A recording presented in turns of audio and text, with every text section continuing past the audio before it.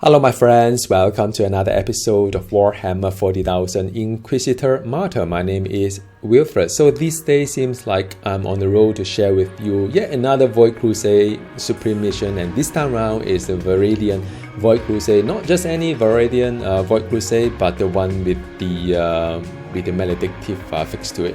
Now, just to recap, not going to repeat all the things that I've said in my past video. There are three kinds of maledictive Void Crusade missions or any random missions, though the nauseous one, the poison, the smothering, which is the fire or heat, then last but not the least, the war bound missions, which is the purple one. My favorite one after playing so many different cards like the orange and the purple and the green one, my favorite is actually the warp bound. Now, of course, when you look at all these missions, they share commonality, like the higher damage against the player, the higher damage resistant, as well as damage reduction against the player as well. And for the warp bound, they actually have a chance to apply a general vulnerability against you, so you end up taking more damage, which is, of course, is not that easy challenge. Equate to greater reward. In addition, the warp bound mission bring back the season 2, which is the season of warp surge, which I find it really fun. You have a lot of different type of warp anomalies. Some benefits you, some penalize you, and some forces you to make a trade-off to see if you want to take certain penalty but also gain certain benefits. I think it's really fun. As a Psyker though, I mean, I'm kind of used to some of these anomaly, although it's kind of different ones, but it's an anomaly from the warp space in general. So it can get really crazy when you play a Psyker, especially for me. I play the unhinged Psyker, which kind of like attract a lot of this warp anomaly, and on top of it, I have to deal with the one that is from the mission as well. So I find it really fun. And just to recap, the reason why we are doing some of these missions, which is like 75% of random mission are maledictive. 3 of the Void Crusade out of all the 9 would be maledictive as well for 24 hours, under 24 hours rotation, is that there is a huge loot explosion when you open some of these chests or when you take down some of these bosses. And on top of that, the XP has been pretty decent as well. So looking back, the initial part of the season journey was kind of tough because as a low level Psyker, I find it really hard to survive some of these maledictive random missions. But as you get higher, better gear and better build and so on, you can get a lot better XP reward as well. So I found my Psyker spending around 40 odd hours and now level 90, which is pretty cool because usually it take me around maybe 80 hours for first character to get to level 100, and sometimes I just AFK as well while playing the game, while I was looking up the internet for the companion and so on. So yeah, so that is I'm having a lot of fun. 10 more level to go, and 90 is a very, very good place because most of the gear, even after you go beyond level 90s, are of item level 90. So usually you have to do maybe level 100, 110, 100, maybe 50 and 20 to get the higher chance of item level 100 items. So it's a little bit like Diablo 4 in a sense. Even when you are at level 100 playing a character in D4, the item level may not be 800 and above, so you have to play higher and higher difficulties Nightmare Dungeon to get the higher item level. But it is less frustrating in this game, of course. Crafting is a lot more in depth and a lot more rewarding, a lot more less less grounding involved, and also the loot is you don't require to see so many kind of yellow item like D4 to find the one single item that you can use. Sometimes you just find nice fits to more or less what you need, or may not even be, but you can craft something great out from it. A little bit like Path of Exile, really, if you think about it. Just that, well, I was reading quite a fair bit on Path of Exile these days. Path of Exile require you to have knowledge on different kind of orbs in order to wipe the item clean, start to mix affixes inside, get the affixes you want.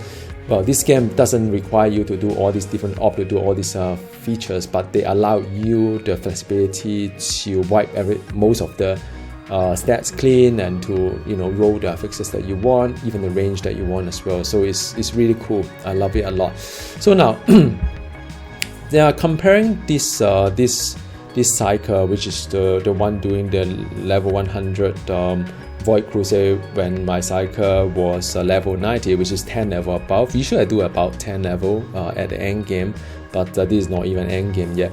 So I've made some tweak to my build, and I found that as I getting more and more ancient item, I have more access to two things here. One is the crit related kind of like stats. Another one, of course, is the attribute. So with the attribute, it kind of like help you to also get some benefits, show kind of affixes from your attribute as well. And because of that, I'm able to push my crit hit chance to 32%. So 1/3 of my hit crit, not too bad. Still working towards the end game. I'm still using some of this like XP gear rather than crit gear, but it's getting there. And also I make some trade-off as well. So initially I was pretty tanky with pretty good suppression and also flat hit damage. So I want to bring those down. And in return, I up my crit hit strength. And for those who are new to this game, the crit works in a very interesting way. For the Warhammer, you have the crit hit chance, the crit hit strength, as well as crit hit damage. So the crit hit chance and crit hit damage is that go without saying. When you crit, then you multiply by damage. But there's another element to it, the strength, like how strong your crit is. And to do that, they roll a dice between 1 to 100 and add whatever modifier. I have 71, so 171. So anything more than 150 will have a chance, will be able to deal 400% of damage, and also for the damage over time is 200%. So it's stronger. Your crits are stronger. So I managed to get to 71, which is decent because that means that I have a pretty good chance to even get to the highest tier of crit. Now, of course, the lower your strength, the multiplier get lesser. So it's there 400%, become 200%, become 100%, or 50%, so on. So yeah, it's good. I get it there. So my crit is stronger. And the crit damage is 104%, so I'm still working towards that. I think higher will be better. Usually this kind of game, you try to aim to be like maybe within your crit chance. If I can have 30% crit chance, I have 300% of crit damage, I'm a happy person. But I think unless the gear allow, it's going to be quite tough. And then after that, I also I work towards all my resistance. So all my resistance now is almost capped at 60%, which I think is good. I managed to up my damage reduction through a shot as well, so I managed to get up to 47%. Still a way to go. 60% is the magic number. Getting there, and some part of it I convert to dodge, so my dodge is 22%. So that is also decent. Now, of course, that comes with a price and the cost. Like I said, besides the suppression that I have to lower down, and I have to lower down my hit damage as well, because I have to sacrifice one of the Psalm code doctrine in order to make way for my crit hit strength kind of shots to move in. So, but I think sometimes it's good. It's a sandbox, right? You try to tweak certain things, see how it goes. I definitely can see my character getting stronger. The DPS is better, but it's also a little bit more fragile, especially for Psyker. There's so many anomalies that come upon you. Sometimes it can be really, really hard to see. So yeah, but I'm happy where my Psyker is going, and so from now till what's my next immediate goal now? Of course, I'm gonna get the Void Crusade done up, which I need to do 9 of them. And working towards the last tier of the season journey. I think the last tier is not going to be too hard. There are requirements. I have to take down the Herald of Malediction, which is of course a seasonal boss at 10 level above me.